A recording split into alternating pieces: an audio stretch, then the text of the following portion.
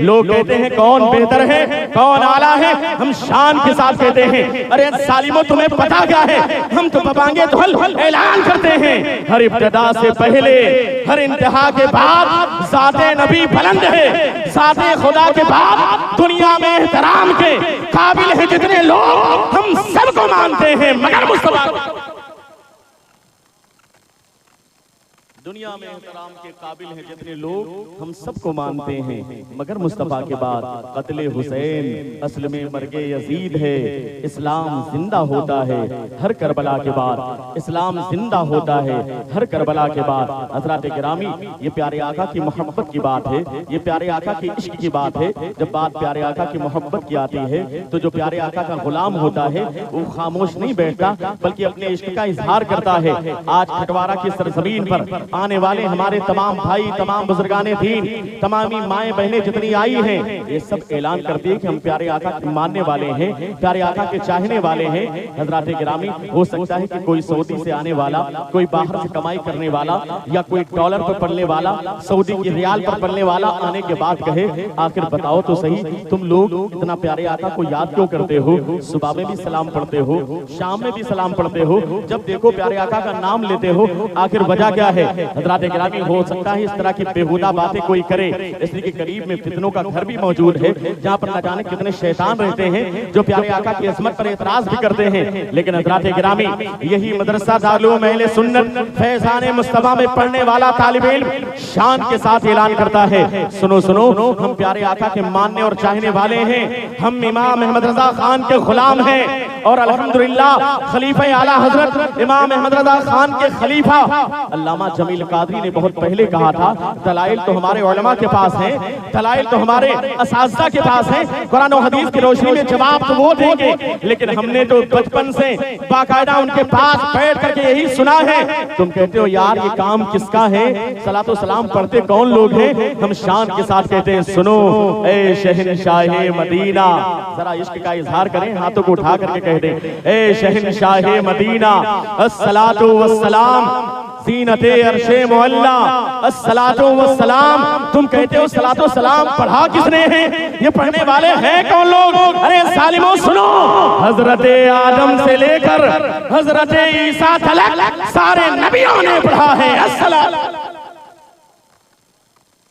सारे लोगों ने पढ़ा है। ये तो अंबिया इकराम की सुन्नत है। कौन लोग पढ़ने वाले हैं, कौन लोग प्यारे आका पर सलाम पढ़ने वाले हैं, ये अमल किसका है, ये वजीफा किसका है। सुनो मोमिनो पढ़ते रहो तुम अपने आका पर दुरूद, है फरिश्तों का वजीफा अस्सलातु वस्सलाम, है फरिश्तों का वजीफा अस्सलातु वस्सलाम। हज़रात गिरामी हम प्यारे आका के चाहने और मानने वाले हैं, लेकिन अगर प्यारे आका की अजमत पर कोई एतराज करता है, अगर प्यारे आका के नामूस पर कोई एतराज करता है तो अल्हम्दुलिल्लाह हम खामोश बैठने वाले भी नहीं हैं, चाहे हमारे जिस्म में जान रहे या रूह कब्ज़े उनसरी से प्रवास कर जाए। इसलिए कि अल्हम्दुलिल्लाह हम सहाबा इकराम के मानने वाले हैं, अहले बैत धार के मानने वाले हैं, जिन्होंने तीरों के साए में, तलवारों के साए में कहा था। हम अब्दुल्लाह बिन हुज़ाफा बिन कैस अस्सहमी के मानने वाले हैं, जिन्होंने तलवारों के साए में दुश्मनों के सामने शान के साथ कहा था। ज़बान हाल से अंदाज ही रहा होगा, न कोई गिला है न कोई शिकायत, वो जब आजमाए जिधर आजमाए, इधर आ सितमगर हुनर आजमाए, तो तीर आजमा हम जिगर आजमाए। हम पीछे हटने वाले नहीं हैं, हम प्यारे आका की शान को अपने सीने में बसाने वाले हैं। और अल्हम्दुलिल्लाह हमारी माएं बहनें जो अपने बच्चों को दूध पिलाती है ना, तो साथ में इश्क़े रसूल की घुट्टी भी पिलाती है कि बेटा आगे बढ़ करके प्यारे आका की मोहब्बत को सीने में जरूर सजाना। और यही जरूरत है इस दौर की, इसलिए कि जमाना चाहता है कि आज प्यारे आका की मोहब्बत को सीने से निकाल दिया जाए। जमाना चाहता है कि प्यारे आका की अज़मत को सीने से निकाल दिया जाए। लेकिन अल्हम्दुलिल्लाह जब तक हमारे ये मदरसे सलामत हैं और मदारिस इस्लामिया में पढ़ाने वाले हमारे असातिज़ा सलामत हैं, इंशाअल्लाह ताला ये बच्चों के सीने में इश्क़ रसूल को बाकायदा डालते रहेंगे, पैवस्त करते रहेंगे, जागुज़ी करते रहेंगे। लोग एतराज करेंगे, एतराज करने वाले पर जवाब देंगे। सुनो सुनो, हो सकता है सुबह हो तो कोई तुमसे कहे, यहाँ पर जाने के बाद डरवा के बाजार में तुमसे कोई कहे यार खटवारा की सरजमीन पर हो क्या रहा था, बारिश हुई तब भी तुमने हटने का नाम नहीं लिया, माइक में फाल्ट हुआ तब भी तुमने जलसे को छोड़ा रही, वहां पर बच्चे भी बैठे हुए थे, थे, नौजवान भी बैठे हुए थे, बुजुर्गाने दीन भी बैठे हुए थे। आखिर वजह क्या थी? बच्चों को सोना चाहिए था, रात का सन्नाटा था, 1 से 1:30 बज रहे थे रात के, लेकिन आखिर कर क्या रहे थे? ये कौन सी मोहब्बत थी? ये कौन सा इश्क था? ये कौन सा प्यार था? ये कौन सा ताल्लुक था जिसके बुनियाद पर रात के सन्नाटे में तुमने अपनी नींदों को कुर्बान कर दिया था, तुमने अपने मोबाइल को कुर्बान कर दिया था? न कोई फेसबुक चला रहा था, न कोई यूट्यूब चला रहा था, न कोई इंस्टाग्राम चला रहा था। सारी चीजों को छोड़कर, अपने बिस्तरों को छोड़ करके दारुल अहले सुन्नत फैज़ान मुस्तफा के सहन में बैठ करके आखिर तुम लोग कर क्या रहे थे? तो सुनो सुनो, यहाँ पर इस दारुल अहले सुन्नत के इस कॉन्फ्रेंस में आने वाला एक एक बच्चा शान के साथ कहेगा, अरे यार तुम ताल्लुक की बात करते हो, तुम मोहब्बत की बात करते हो, तुम वफादारी की बात करते हो, तुम रिश्ते की बात करते हो, तुम्हें क्या पता कि मोहब्बत कहते किसे हैं, रिश्तेदारी कहते किसे हैं, ताल्लुक कहते किसे हैं? अरे तुम रिश्तेदारी जानना चाहते हो? सुनो, मेरे नबी से मेरा रिश्ता, मेरे नबी से मेरा रिश्ता। इस तरह से नहीं कहते, दीवाने इस तरीके से खामोश नहीं बैठते। जरा अपने हाथों को उठा करके कहें, इश्क है तो इश्क का इजहार होना चाहिए, हर गली कूचे में ये प्रचार होना चाहिए। मेरे नबी से मेरा रिश्ता कल भी था और आज भी है, अपना सब कुछ गुंबद खजरा कल भी था और आज भी है। बतला दो गुस्ताखे नबी को, गैरत सुन्नी जिंदा है, दीन पे मर मिटने का जज्बा कल भी था और हम प्यारे आका के चाहने वाले हैं।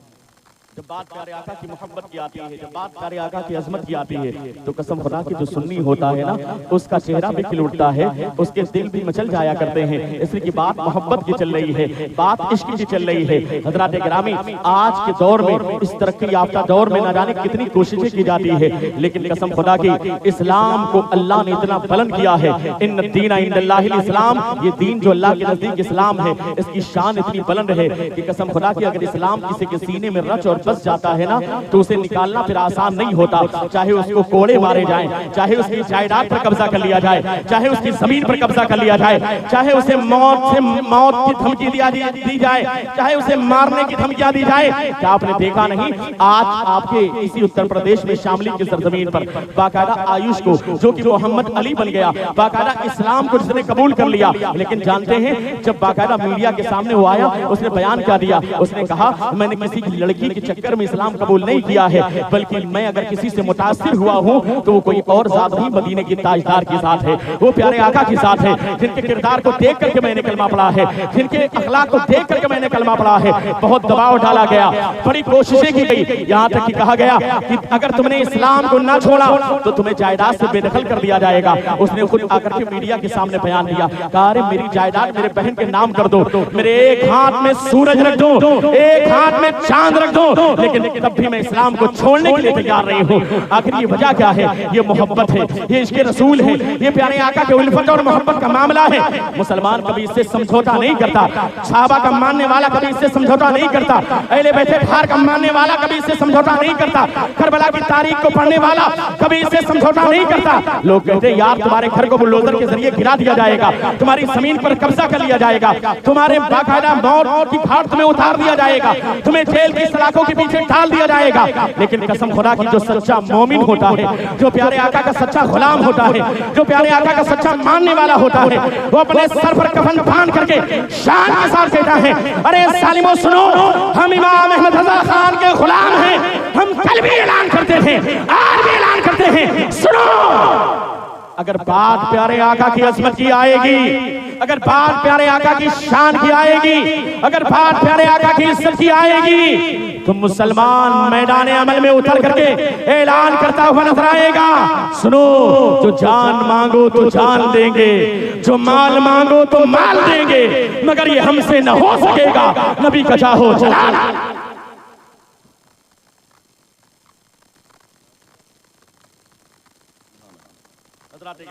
इसलिए कि बात प्यारे आका की है, बात प्यारे आका की मोहब्बत की है, हम इसमें समझौता नहीं कर सकते। इसलिए कि जो कुछ मिला है दुनिया में, कसम खुदा की प्यारे आका की शान प्यारे आका के सदके में हमें मिला है, उनकी अजमत के तुफैल हमें मिला है। अल्लाह ने कायनात को बनाया है तो अपने महबूब के सदके में बनाया है। दुनिया में जो कुछ मिला है ये प्यारे आका के सदके में हमें मिला है। हम एहसान फरामोश लोग नहीं है, बल्कि एहसान मंद लोग हैं। हम लोगों ने प्यारे आका का कलमा पढ़ा है तो अल्हम्दुलिल्लाह, कल भी उन्हें मानते थे, आज भी मानते हैं, बल्कि आज अगर हमें घर नसीब हुआ है, अच्छा घर हमारे पास है, अच्छे कपड़े हमारे बदन पर हैं, अच्छे खाने हमें मिलते हैं, तो याद रखना हम किसी और की तारीफ नहीं करते। किसी नेता के दरबार से हमें इज्जत नहीं मिली है, किसी नेता के तलवे चाटने की वजह से हमें ये इज्जत और ये मर्तबा नहीं मिला है, बल्कि हम तो शान के साथ कहते हैं अल्हम्दुलिल्लाह। अगर ये इज्जत मिली है तो मदीने के ताजदार के सदके में मिली है, अगर ये मर्तबा मिला है तो मदीने के ताजदार के सदके में मिला है, और हम तो शुक्रिया के तौर पर यही अंदाज अपनाते हैं, या रसूल अल्लाह अगर ये इज्जत मिली है, ये शान मिली है, ये मर्तबा मिला है, तो ये शुक्राने के तौर पर इस अंदाज में कहते हैं या रसूल अल्लाह ये नाज ये अंदाज हमारे नहीं होते, झोली में अगर टुकड़े तुम्हारे नहीं होते, मिलती ना अगर भी हुजूर आपके दर से, इस ठाट से मंगतों के गुजारे नहीं होते, बेदाम ही बिक जाइए बाजारे नबी में, इस शान के सौदे में खसारे नहीं होते, इस शान के सौदे में खसारे नहीं होते। हज़रात गिरामी आइए बड़ी तेजी के साथ में गुफ्तगू को आगे बढ़ाता चलो। आइए एक रिवायत में आपको सुनाता हूँ। अल्लाह के रसूल सल्लल्लाहु अलैहि वसल्लम मदीने शरीफ में तशरीफ फरमा है। एक सहाबी रसूल है, बड़े अजीम सहाबी है, नाम है अबू हुरैरा। दुनिया में सबसे ज्यादा हदीस को रिवायत करने का शर्फ जिस अजीम सहाबी को हासिल है उसे अबू हुरैरा कहा जाता है। किताब का नाम है मुस्लिम शरीफ। दुनिया में सबसे अजीम किताब कुरान के बाद बुखारी शरीफ है और दूसरे नंबर पर मुस्लिम शरीफ है, उसमें ये रिवायत मौजूद है। अबू हुरैरा प्यारे आका की बारगाह में हाजिर हैं। देखते क्या है कि उनकी आंखों में आंसू है। अल्लाह के रसूल सल्लल्लाहु अलैहि वसल्लम ने इरशाद फरमाया, अबू हुरैरा रोने की वजह क्या है, जरा बताओ तो सही, आखिर रोना क्यों आ रहा है। अबू हुरैरा जानते हैं क्या अर्ज करते हैं, अर्ज करते हैं या रसूल अल्लाह दरअसल मामला ये है, मैं तो आपका गुलाम हूँ, मैं तो मोमिन हूँ, मैं तो मुसलमान हूँ, और मुझे यकीन है कि जो ईमान के साथ दुनिया से जाएगा वो जन्नत में जरूर जाएगा, इसलिए कि ये तो कन्फर्म फैसला है, जन्नत ईमान की बुनियाद पर मिलेगी। जो बंदा ईमान के साथ दुनिया से जाएगा वो जन्नत में जाता हुआ नजर आएगा, फैसला ईमान की बुनियाद पर होगा। अबू हुरैरा अर्ज करते हैं या रसूल अल्लाह मैं आपका गुलाम हूँ, मैं मोमिन हूँ, मुझे यकीन है कि जो भी आपका गुलाम होगा, जो आपका मानने वाला होगा, जो आपका चाहने वाला होगा, जो ईमान के साथ दुनिया से जाएगा वो जन्नत में जाता हुआ नजर आएगा। लेकिन या रसूल अल्लाह मैं रोजाना अपनी अम्मी जान से कहता हूँ कि अम्मी जान कलमा पढ़ लीजिए, अल्लाह के रसूल जो दीन लाए हैं उसे मान लीजिए, लेकिन मेरी अम्मी जान कलमा पढ़ने के लिए तैयार नहीं है। आज सुबह में मैंने कहा अम्मी जान कलमा पढ़ लीजिए, लेकिन मेरी वालिदा ने कलमा नहीं पढ़ा, बल्कि उल्टी सीधी बातें की। मेरा रोना इसलिए है या रसूलल्लाह कहीं ऐसा ना हो कि मैं तो मुसलमान हूँ, ईमान की बुनियाद पर मैं तो जन्नत में चला जाऊं, लेकिन मेरी माँ जहन्नम में चली जाए, बस ये सोच करके रोना आ रहा है। कौन ऐसा बेटा होगा जिसे ये सोच करके तकलीफ ना हो कि मेरी माँ जहन्नम में चली जाए। अरे यार दुनिया में अगर माँ को तकलीफ हो तो बेटे को सुकून नहीं मिलता, अगर दुनिया में माँ को आग लग जाए, माँ जल जाए तो बेटों को सुकून नहीं मिलता। कौन ऐसा बेटा होगा जिसे ये खबर हो कि मेरी माँ जहन्नम में चली जाएगी, आप बताओ उसे तकलीफ होगी कि नहीं होगी, बिलाशुबा उसे तकलीफ होगी। अबू हुरैरा कहते हैं या रसूल अल्लाह दरअसल मामला ये कि मेरी वालिदा मुसलमान नहीं है, डर ये लगता है कहीं ऐसा ना हो कि मेरी वालिदा जहन्नम में चली जाए, बस ये सोच करके रोना आ रहा है। हज़रात गिरामी लेकिन तवज्जो के साथ जुमला सुनिएगा। अबू हुरैरा अर्ज करते हैं या रसूल अल्लाह लेकिन आप अपने हाथों को उठा करके दुआ कर दीजिए ताकि मेरी वालिदा मुसलमान हो। ये अकीदे की बात है। लोग कहते हैं प्यारे आका के चाहने से होता क्या है, हम ये कहते हैं प्यारे आका के चाहने से क्या नहीं होता, उनके चाहने से होता क्या नहीं, सारी चीजें उनके चाहने से होती हैं। अल्लाह ने उन्हें मुख्तार कुल बनाया है। हमारे नबी मदीने के ताजदार किसी के डुप्लीकेट नबी की तरह नहीं बल्कि ओरिजिनल नबी है, ओरिजिनल सरकार है, मदीने के ताजदार हैं। अल्लाह ने उन्हें मुख्तार कुल बनाया है। ये दुनिया वालों के सालिमों के डुप्लीकेट नबी की तरह नहीं है। जो लोग इतराज करते हैं सुनो हदीस पाक को सुनो और अपने ईमान को ताजा करो। अबू हुरैरा कहते हैं अर्ज करते हैं या रसूल अल्लाह आप अपने हाथों को उठा करके दुआ कर दीजिए। जैसे ही इतना सुना अल्लाह के रसूल ने ये नहीं फरमाया अबू हुरैरा तुम ये क्यों कहते हो कि मैं हाथ उठा करके दुआ कर दूं, हिदायत देना तो अल्लाह का काम है, जाओ डायरेक्ट अल्लाह की बारगाह में दुआ करो, मुझसे दुआ के लिए कहते क्यों हो। हज़रात गिरामी जैसे ही अबू हुरैरा ने अरीज़ा पेश किया, रिवायतों में आता है, मुस्लिम शरीफ की रिवायत गवाह है, अल्लाह के रसूल सल्लल्लाहु अलैहि वसल्लम ने अपने दोनों हाथ को दुआ के लिए बुलंद कर दिया। जैसे ही दुआ के लिए बुलंद किया ना अल्लाह के रसूल इरशाद फरमाते हैं, बारगाह मौला में अर्ज करते हैं अल्लाहुम्मा हदी उम्मा अबी हुरैरा, ऐ मौला अबू हुरैरा की वालिदा को हिदायत अता कर दे, ऐ मौला अबू हुरैरा की वालिदा को हिदायत अता कर दे। पता क्या चला, दुआ हो रही है, मौला अबू हुरैरा की वालिदा को हिदायत अता कर दे।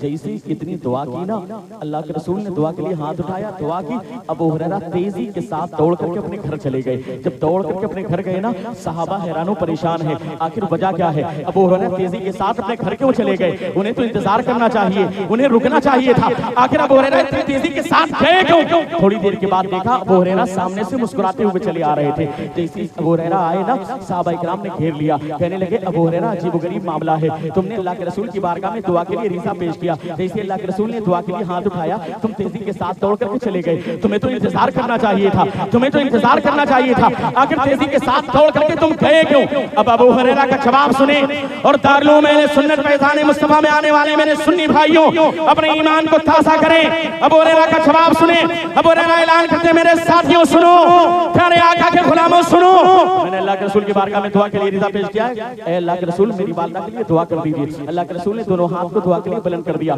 अल्लाहुम्मा दे उम्मा अबी हुरैरा, ऐ मौला अबू हुरैरा की वालिदा को हिदायत अता कर दे। जैसी दुआ हो रही थी, अबू हुरैरा तेजी के साथ चले गए। अबू हुरैरा बयान करते हैं, मैं तेजी के साथ चला गया, क्यों चला गया? मैं कुछ देखना चाह रहा था, मेरा घर दूर नहीं था, मेरा घर करीब था, मेरी वालिदा के लिए बाकायदा अल्लाह के रसूल ने दुआ के लिए हाथ उठाया, मैं तेजी के साथ अपने घर चला गया, मेरा घर दूर नहीं था, मेरा घर करीब था, वालिदा घर के अंदर मौजूद थी, लेकिन मैं कुछ देखना चाह रहा था, मैं कुछ देखना चाह रहा था। क्या देखना चाह रहे थे? सहाबा इकराम ने अर्ज किया, कहने लगे अबू हुरैरा भाई बताओ तो सही, आखिर तुम देखना क्या चाह रहे थे? अब अबू हुरैरा का जवाब सुने और अपने ईमान को ताज़ा करें। अबू हुरैरा ऐलान करते हैं, मेरे साथियों सुनो, प्यारे आका के गुलामों सुनो, मैंने प्यारे आका से दुआ के लिए रिसा पेश किया, जैसे प्यारे आका ने दुआ के लिए हाथ उठाया, मैं तेजी के साथ अपने घर दौड़ता हुआ चला गया।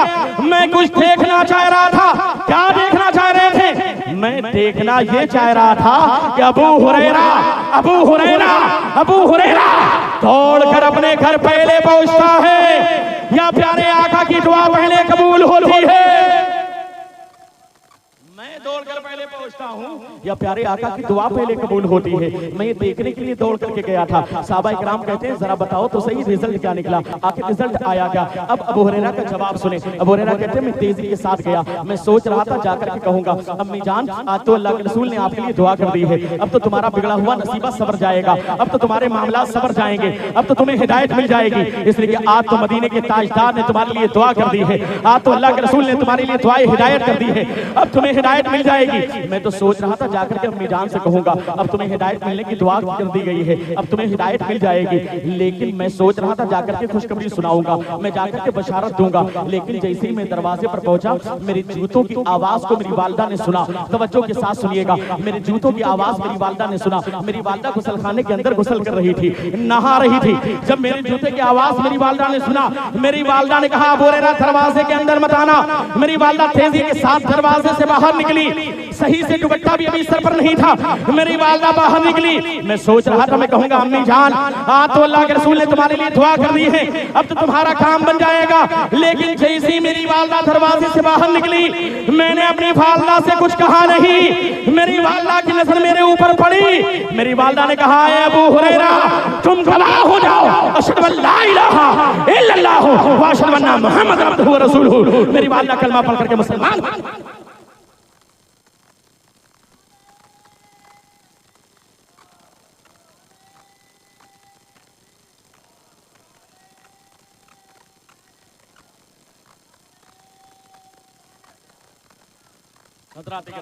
पता क्या चला?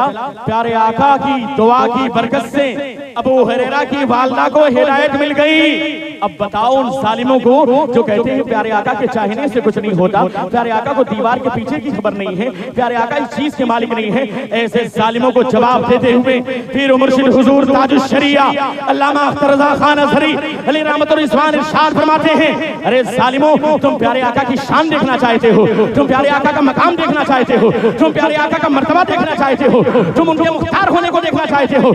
सुनो सुनो, अरे प्यारे आका की शान तो ये है, उनका मकाम तो ये है, उनका मर्तबा तो ये है, जहां बानी अता कर दे, जहां बानी अता कर दे, भरी जन्नत हिला कर दे, नबी मुख्तारे कुल है जिसको जो चाहे।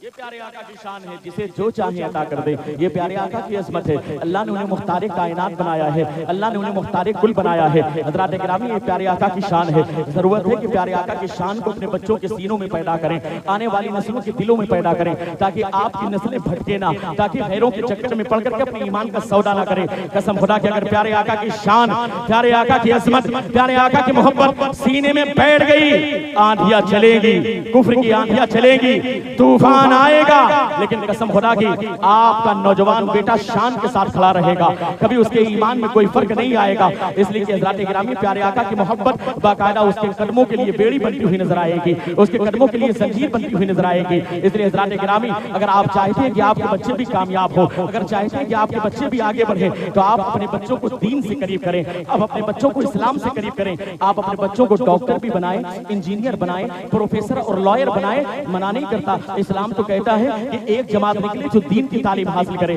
बाकी जमात निकले, बाकी गिरोह निकले जो बाकायदा डॉक्टर बने, इंजीनियर बने, प्रोफेसर बने। हाँ हाँ, इतना दीन सीखना जरूरी है ताकि शरीयत के मुताबिक उसकी जिंदगी आसानी के साथ गुजर सके। यानी तलबुल इल्म फरीज़तुन अला कुल्लि मुस्लिम के तहत इतना इल्म दीन सीखना जरूरी है। उसे जरूरियात दीन के बारे में पता होना चाहिए, उसे अक़ाइदे अहले सुन्नत वल जमात के बारे में पता होना चाहिए, उसे मामूलात अहले सुन्नत वल जमात के बारे में पता होना चाहिए। और उसके बाद अगर उसे शरीयत की तालीमात उसने हासिल कर ली है, उसके बाद वो डॉक्टर बने, इंजीनियर बने, प्रोफेसर बने, लॉयर बने, बनना चाहिए। बल्कि अगर कोई बंदा बिजनेस करता है ना, आज के दौर में बहुत बड़ा तमाशा जानते हैं क्या, हम लोगों ने गैप पैदा कर दिया। और गैप जानते हैं क्या, हम बड़ी शान के साथ कहते हैं कि जो लोग इस लिबास में होते हैं ना, जुब्बे में, टोपी में, कुर्ता पैजामा में, तो उनको कहा जाता है ये दीनदार लोग। और जो लोग दूसरे लिबास में होते हैं, डॉक्टर, इंजीनियर, प्रोफेसर होते हैं, उन्हें कहा जाता है ये दुनियादार लोग। जो बिजनेसमैन होते हैं उनको कहा जाता है ये दुनियादार, और जो इस लिबास में होते हैं उन्हें कहा जाता है दीनदार। ये फर्क और ये गैप ये दुरुस्त नहीं, ये गैप पैदा करना दुरुस्त नहीं। क्यों? अगर कोई लड़का मदरसे में आकर के भी इल्म दीन हासिल करे, लेकिन उसकी नीयत ये हो कि मैं इल्म दीन किस लिए हासिल कर रहा हूँ, ताकि मुझे पैसे मिलेंगे, मेरे नाम के नारे लगेंगे, मुझे दुनिया मिलेगी, दुनिया कमाने की अगर उसकी नीयत होगी, तो ऐसा हाफिज, ऐसा आलिम वो दीनदार नहीं बल्कि दुनियादार, दुनियादार, दीनदार नहीं। और अगर कोई डॉक्टर हो, इंजीनियर हो, शरीयत का पाबंद हो, जरूरियात दीन से पता हो, अहले सुन्नत वल जमात का अकीदा पता हो, अकीदा उसका दुरुस्त हो, और साथ ही साथ सौम सलात का पाबंद हो, डॉक्टर बने, नियत ये हो कि मैं दीन की खिदमत भी करूंगा, खिदमत खल्क करूंगा, लोगों के साथ भलाई करूंगा, तो ऐसा डॉक्टर दुनियादार नहीं बल्कि हकीकत में दीनदार। ऐसा डॉक्टर दीनदार है, ऐसा इंजीनियर दीनदार है, ऐसा लॉयर जो वकील बन रहा है वो भी दीनदार कहलाएगा अगर वो शरीयत का पाबंद है। और नियत ये है कि मैं मजलूम को मजलूम साबित करूंगा, जालिम को जालिम साबित करूंगा। अगर खिदमत खल्क का नजरिया है तो ऐसा लॉयर वकील भी दीनदार होगा, दुनियादार नहीं होगा। लेकिन हमने क्या पैदा कर दिया, ये दुनियादार लोग हैं, ये दीनदार लोग, जबकि दारोमदार इस पर नहीं है। दारोमदार किस पर है? बुखारी शरीफ की पहली रिवायत है, क़ाल नबी सल्लल्लाहु अलैहि वसल्लम इन्नमल आमालु बिन्नियात, आमाल का सारा दारोमदार बंदे की नियत पर।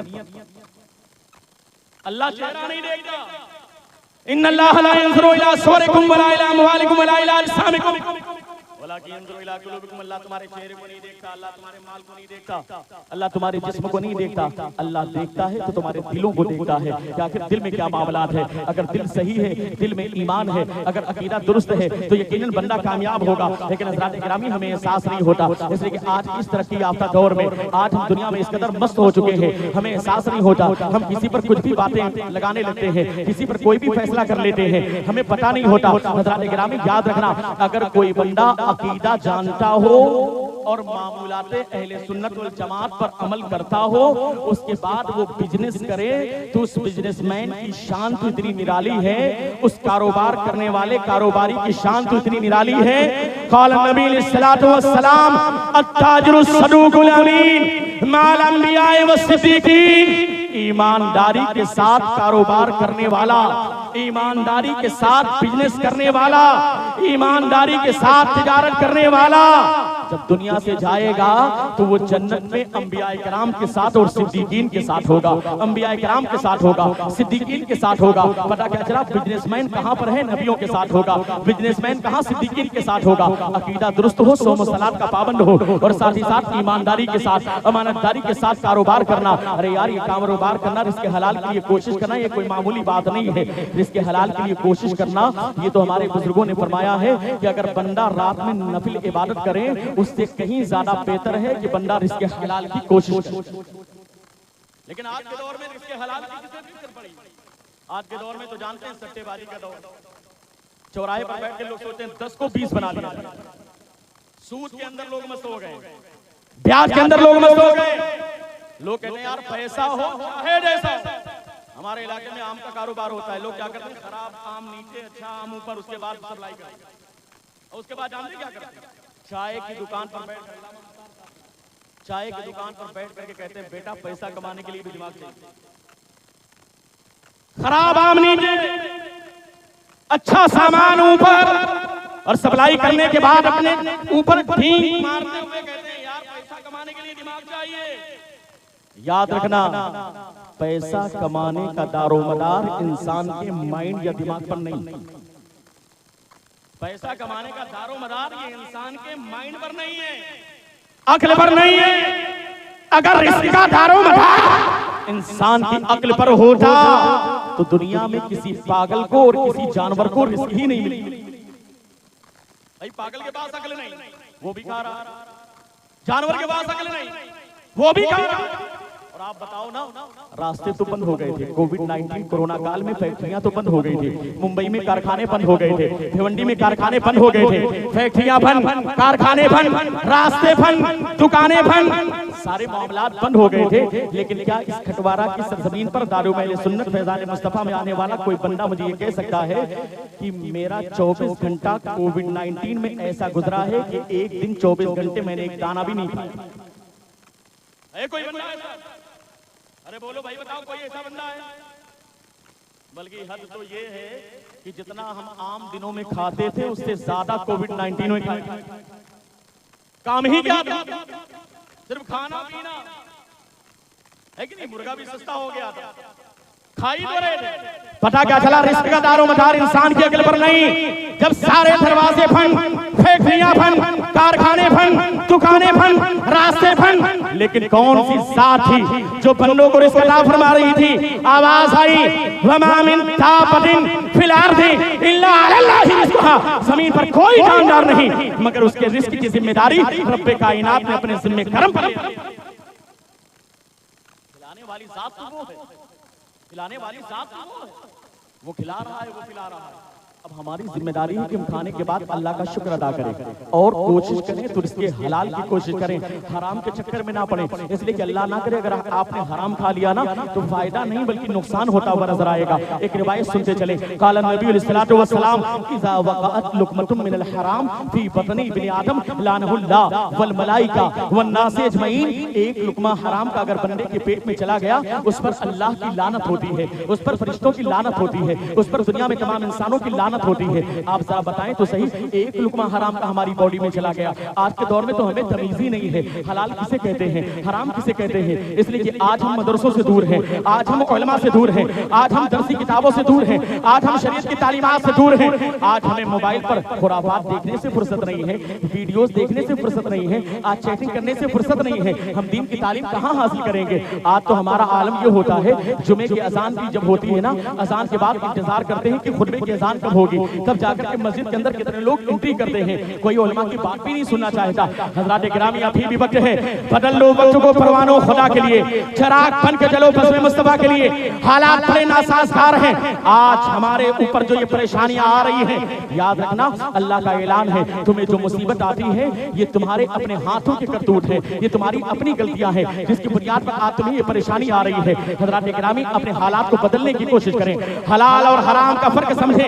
एक लुक़मा हराम का अगर फंडे के पेट में चला गया, उस पर अल्लाह की लानत है, उस पर फरिश्तों की लानत है, उस पर दुनिया में तमाम इंसानों की लानत होती है। और अल्लाह ना करे एक लुकमा हराम का आपकी बॉडी में चला गया, एक दाना आपकी बॉडी में चला गया, हो सकता है कि अभी मैं बयान कर रहा हूँ, बयान करने के बाद मेरा थोड़ी देर के बाद इंतकाल हो जाए, आपका कल इंतकाल हो जाए, एक हफ्ते के बाद इंतकाल हो जाए, एक महीने के बाद इंतकाल हो जाए। लेकिन जानते हैं रिवायतों में क्या आता है, अगर हराम का लुकमा पेट के अंदर है तो 40 दिन तक उसकी इबादतें कबूल नहीं होती, 40 दिन तक उसकी दुआएं कबूल नहीं होती। कभी पूछो मेडिकल साइंस वालों से, डॉक्टरों से पूछो कि अगर हम हराम खाएंगे या कोई भी लुकमा खाएंगे तो उसका असर बॉडी के अंदर कब तक रहता है। जानते हैं आपको डॉक्टर क्या बताएगा? डॉक्टर आपसे बताएगा नियर अबाउट 40 डेज, तकरीबन 40 दिन तक बॉडी के अंदर असर रहता है। पता क्या चला, हराम का एक लुकमा हमने खा लिया तो बॉडी के अंदर तकरीबन 40 दिन तक असर रहता है। अब अल्लाह ना करे अभी हमने हराम खाया है, कल इंतकाल हो जाए, एक हफ्ते के बाद इंतकाल हो जाए, एक महीने के बाद इंतकाल हो जाए। अल्लाह के रसूल सल्लल्लाहु अलैहि वसल्लम ने आगे इरशाद फरमाया, एक लुकमा हराम का बंदे के पेट में चला गया, उस पर अल्लाह की लानत है, फरिश्तों की लानत है, दुनिया में तमाम इंसानों की लानत है। अगर उसी हालत पर बंदे का इंतकाल हो गया, फमा वाहु जहन्नम, तो उसका ठिकाना जहन्नम है, उसका ठिकाना जहन्नम है। अल्लाहु अकबर। हराम खाने की बुनियाद पर बंदा जहन्नम में जाता हुआ नजर आएगा। एक ना एक दिन अगर ईमान है तो जहन्नम से बाहर जरूर निकाला जाएगा, लेकिन हराम की बुनियाद पर बंदा जहन्नम में डाला जाएगा। हज़रात गिरामी, हमें एहसास नहीं होता, हम तो कहते हैं पैसा हो चाहे जैसा हो, बस हमें पैसा मिलना चाहिए। हर आदमी को करोड़पति बनने की फिक्र है, हर आदमी को लखपति बनने की फिक्र है। हज़रात गिरामी, अगर आपने हराम का टुकड़ा खाया है, वही हराम का टुकड़ा आपके बदन में गया, वही नुतफा बना, वही आपके बीवी के रहम में जाकर के हमल करार पाया, उसी से बेटा पैदा हुआ, आपके बेटे के रगों में जो खून दौड़ेगा ना, वो भी हराम का खून दौड़ेगा। उसके बाद आप उम्मीद मत रखना कि आपका बेटा वफादार होगा, आपका बेटा आपका फरमाबरदार होगा, बल्कि हराम तो आपने खुद खिलाया है, हराम उसकी रगों में दौड़ रहा है। जब हराम बॉडी के अंदर होगा तो उससे आप वफा की उम्मीद ना रखें, इसलिए कि ये गलती तो हमने की है, ये कोताही तो हमने की है। इसलिए हज़रात गिरामी, आधी रोटी खा लेना, भूखे रह लेना, लेकिन अपने बच्चों को हराम मत खिलाना, हलाल कमाने की कोशिश करना। हलाल जो बंदा कमाता है ना, अल्लाह उसको इबादत का सवाब भी देता है, अल्लाह नामे अमाल में नेकियां भी लिख देता है, और साथ ही साथ हलाल की बरकतें आपकी औलाद के अंदर भी चली जाती हैं। आपका बेटा आपका फरमाबरदार बनता हुआ नजर आएगा, आपका बेटा आपका वफादार बनता हुआ नजर आएगा। हज़रात गिरामी, इसलिए जरूरत इस बात की है कि आप अपने बच्चों को अगर चाहते हैं कि आपके वफादार बने, आपके फरमाबरदार बने, तो आप अपने बच्चों को हलाल खिलाइए, इसके हलाल की कोशिश कीजिए। आज की इस तरक्की याफ्ता दौर में, इस चाक चौबंद दौर में दुनिया के चक्कर में पड़ करके अपने ईमान का सौदा ना करें, बल्कि माताकुम रसूल फखुज़ू व मा नहाकुम अन्हु फंतहू, जो कुछ रसूल ने तुम्हें दिया है उसे ले लो, जिस चीज से मना कर दिया है उससे रुक जाओ। यही तो हमारा ईमान है, यही तो हमारी पहचान है। प्यारे आका जो कहे उसे मान लो, प्यारे आका ने जिस चीज से मना किया है उससे रुक जाओ, यही तो बंदे की बंदगी है। लेकिन हमें एहसास नहीं होता, हम तो आज के दौर में नाम के मुसलमान ज़्यादा हैं, आज तो हम कहलाने वाले मुसलमान ज़्यादा हैं। हमारा मामला ये है, हम कहते हैं कि हम मुसलमान हैं, लेकिन हमारा अमल तो गवाही देता है कि हम मुसलमान नहीं है। हमारा मुसलमानों जैसा किरदार नहीं है, हमारा मुसलमानों जैसा कैरेक्टर नहीं है, हमारा अमल तो गैरों जैसा है। हज़रात गिरामी, जिंदगी आमद पराए बंदगी, जिंदगी बेबंदगी शर्मिंदगी, जिंदगी होती इसलिए है ताकि हमारी जिंदगी में बंदगी हो अल्लाह की, और जिस जिंदगी में अल्लाह की बंदगी ना हो उसे जिंदगी नहीं कहा जाता, बल्कि उसे शर्मिंदगी कहा जाता है। आज के इस तरक्की याफ्ता दौर में हमारे माँ बाप की कोताही की वजह से आज हमारा नौजवान बेटा शराब के अड्डे को आबाद करता हुआ नजर आता है, जुए के अड्डे को आबाद करता हुआ नजर आता है। आज हमारा बेटा दूसरे की बहन बेटियों पर गलत निगाह उठा करके देखता हुआ नजर आता है। लेकिन क्या तुम्हें पता नहीं है, अल्लाह के रसूल ने इरशाद फरमाया, कुल्लुकुम राइन व कुल्लुकुम मसऊलुन अन रय्यतिही, तुम में से हर शख्स जिम्मेदार है, और जिसका जिम्मेदार है कल मैदान हश्र में उसके ताल्लुक से उससे सवाल किया जाएगा। बाप से पूछा जाएगा बेटों के बारे में, दादा से पूछा जाएगा पोतों के बारे में। अगर तुम्हारा पोता था तुमने उसको सही तरबियत क्यों नहीं की, तुम्हारा बेटा था तुमने सही तरबियत क्यों नहीं की। अगर माँ की निगाहों के सामने उसकी जवान बेटी मोबाइल पर इंटरनेट के जरिए गलत फाशुरिया तस्वीरें देखेगी तो याद रखना माँ से सवाल किया जाएगा, आखिर तुम माँ थी, तू अपनी बेटी को समझाती क्यों नहीं थी, आखिर तूने अपनी बेटी को टोका क्यों नहीं था। अगर बाप की निगाहों के सामने बेटा ऐसी हरकत करेगा तो बाप से सवाल किया जाएगा, बेटा तुम्हारा था, आखिर तुमने उसे रोका क्यों नहीं, आखिर तुमने उसे समझाया क्यों नहीं। हज़रात गिरामी, लेकिन हमें एहसास नहीं होता, आज हमारे नौजवान कहीं शराब के अड्डे पर है, कहीं जुआ के अड्डे पर है, कहीं बाकायदा दूसरे की बहन बेटियों के चक्कर में है। आज इस तरह की हरकतें हमारे नौजवान करते हुए नजर आते हैं कि आज हमारी नाक कट जाती है। मुस्लिम मुआशरे में हमें बाकायदा शर्म से दो चार होना पड़ता है, लेकिन हज़रात गिरामी हमारे नौजवान ऐसे नहीं थे। आज इस्लाम हम तक आसानी के साथ पहुंच गया ना, इसलिए हमें एहसास नहीं होता। हम तो घर में पैदा हुए, आलिम साहब मदरसे से आ गए, मौलाना अतीक साहब मदरसे से आए, उन्होंने बाकायदा कान में अजान दे दी। हम तो पैदा हुए तो मुसलमान हुए, हमने ना तो गर्दन कटाई है ना तो उंगली कटाई है, इसलिए हमें एहसास नहीं होता। लेकिन हज़रात गिरामी आओ तारीख से पूछो हमारे नौजवान कैसे थे, हमारे नौजवानों ने कितनी कुर्बानी पेश की है।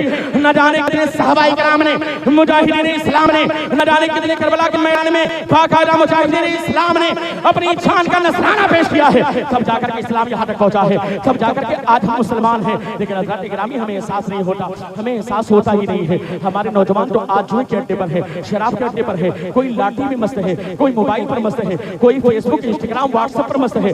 रात रात भर याशी की जा रही है। एक ईयरफोन अपने कान में लगा करके, दूसरा ईयरफोन अपने दोस्त के कान में लगा करके शान के साथ पूरी पूरी रात याशी करते हुए नजर आते हैं। हज़रात गिरामी हमारे नौजवान ऐसे नहीं थे। आओ पूछो कभी मर्द कैलेंडर से, पूछो डॉक्टर इकबाल से, जिसे दुनिया मर्द कैलेंडर डॉक्टर इकबाल के नाम से जानती और पहचानती है। डॉक्टर इकबाल से पूछो हमारे नौजवान थे कैसे, हमारे नौजवानों का आलम क्या था, हमारे नौजवानों का अंदाज क्या था। उस मर्द कैलेंडर ने कहा था हमारे नौजवानों का आलम, हमारे मुजाहिदीन की शान, हमारे नौजवानों का आलम तो ये था, हमारे नौजवानों की शान तो ये थी। थे हमी एक तेरे मार का आराओं में, खुशकियों में कभी लड़ते कभी दरियाओं में, दी अजाने कभी यूरोप के कलीसाओं में और कभी अफ्रीका के तपते हुए सहराओं में। शान आंखों में नजश्ती थी जहादारों के, कलमा पढ़ते थे हम छाओं में तलवारों के। हम जो जीते थे तो जंगों की मुसीबत के लिए, और जो मरते थे तो या रसूल अल्लाह तेरे नाम की अजमत के लिए। चल न सकते थे अगर जंग में अड़ जाते थे, पाओ शेरों के भी मैदान से उखड़ जाते थे। तुझसे सरकश हुआ कोई तो बिगड़ जाते थे। क्या चीज है हम तो से लड़ जाते थे, दस्तूर दश्त है दरिया भी न छोड़े हमने, पैरे सुलमात में गवा दिए खोड़े। हमारे नौजवान ऐसे नहीं थे।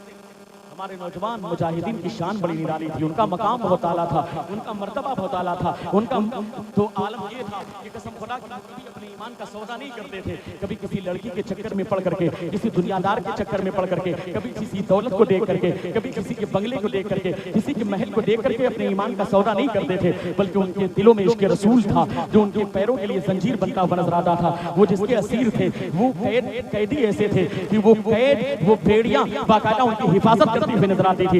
हज़रात गिरामी ज़रूरत इस बात की है कि आज हमारे नौजवान जो बेरारबी का शिकार हैं, उसकी वजह यह है कि वो आज उलमा से दूर हैं, इम्मा से दूर हैं, मस्जिदों से दूर हैं, मदरसों से दूर हैं। जरूरत इस बात की है कि अपने बच्चों को आप दीन सिखाइए। आप डॉक्टर बनाना बाद में, इंजीनियर बनाना बाद में, प्रोफेसर बनाना बाद में, लॉयर बनाना बाद में। पहले अपने बच्चों को दारुल अहले सुन्नत में भेज करके आप बेहतरीन कुरान पढ़ने वाला बना दीजिए, जरूरियात दीन सीखने वाला बना दीजिए। जब आप मौलाना अतीक खान साहब के पास भेजेंगे तो इंशाअल्लाह ताला ये और इनकी पूरी टीम उनको बाकायदा कुरान पढ़ाती हुई नजर आएगी।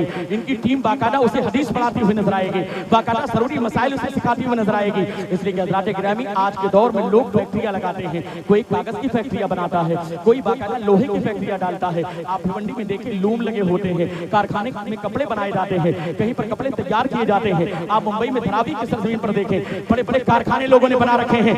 लेकिन हज़रात गिरामी आज के इस तरक्की याफ्ता दौर में किसे फिक्र है कि वो मदरसा बनाए, किसे फिक्र है कि वो मस्जिद में जाकर के दीन की तालीम को आम करने के लिए कोशिश करे। आज लोग दुनिया में इस कदर मस्त है, कोई लोहे की फैक्ट्री बनाता है, कोई बाकायदा कागज की फैक्ट्री बनाता है, कोई पीतल की फैक्ट्री बनाता है, कोई बाकायदा प्लास्टिक की फैक्ट्री बनाता है। हज़रात गिरामी अगर लोहे की फैक्ट्री आप डालेंगे ना, उसमें जो रॉ मटेरियल आप डालेंगे, उससे जो बाकायदा प्रोडक्ट तैयार होगा, जो सामान तैयार होगा, वो लोहे का सामान तैयार होगा। अगर प्लास्टिक की फैक्ट्री आप डालेंगे, उसमें मटेरियल वैसा ही होगा, तो प्रोडक्ट भी प्लास्टिक का तैयार होता हुआ नजर आएगा। अगर आप कागज की फैक्ट्री डालेंगे तो उससे कागज का सामान तैयार होगा। अगर आप कपड़े की फैक्ट्री डालेंगे तो कपड़े का सामान तैयार होगा। लेकिन हज़रात गिरामी कुर्बान जाओ खटवारा की सरजमीन पर जिन लोगों ने दारुल अहले सुन्नत को कायम किया है, मैं मुबारकबाद पेश करता हूं। अल्लाह उनकी कब्रों पर रहमत और नूर की बारिश नाजिल करे, और जो लोग मौजूद हैं अल्लाह उनके कारोबार में तरक्की अता फरमाए। जो लोग इस तालीम को आगे बढ़ा रहे हैं, आज खटवारा की सरजमीन पर जो कारखाना आपने लगाया है, इसमें लोहे का सामान नहीं, प्लास्टिक का सामान नहीं, कागज का सामान नहीं, प्लास्टिक का सामान नहीं, ये ऐसा कारखाना है जहां से हाफिज कुरान तैयार होते हैं, कुरान कलाम तैयार। आप देखें ना आपकी निगाहों के सामने, थोड़ी देर के बाद हमारे मौलाना आतिक खान साहब ने जिन लोगों को मलूटिया गुलशन मदीना के दीगर तमाम हमारे उलमा बैठे हुए हैं। अब इंशाअल्लाह ताला थोड़ी देर के बाद इनके मुबारक हाथों से दस्तारबंदी अमल में आएगी। ये कारखाना है जो आपने लगाया है जहां से हाफिज कुरान तैयार हो रहे हैं, कारी कुरान तैयार हो रहे हैं। इसलिए हमें कोशिश करना है कि हमने अपने मदरसों को मजबूत करना है, इसे और ज्यादा मजबूत करना है। और हज़रात गिरामी, अगर आपने मदरसों को मजबूत किया ना तो इसी के सदके में इंशाअल्लाह ताला मस्जिदों में अच्छे इमाम भी नजर आते हुए नजर आएंगे, इंशाअल्लाह ताला हाफिज कुरान भी अच्छे नजर आते हुए नजर आएंगे। इसलिए आप अपने मदरसों को मजबूत करें। और अगर आपने अपने बच्चों को दीन से करीब ना किया, बस एक छोटी सी रिवायत सुना करके गुफ्तगू को मैं मुकम्मल करना चाहता हूँ। काफी हो चुका है, अभी दस्तारबंदी भी होनी है, बस थोड़ी देर, बस एक रिवायत मैं आपको सुना दूं, एक रिवायत सुनेंगे आप, या रसूल अल्लाह। एक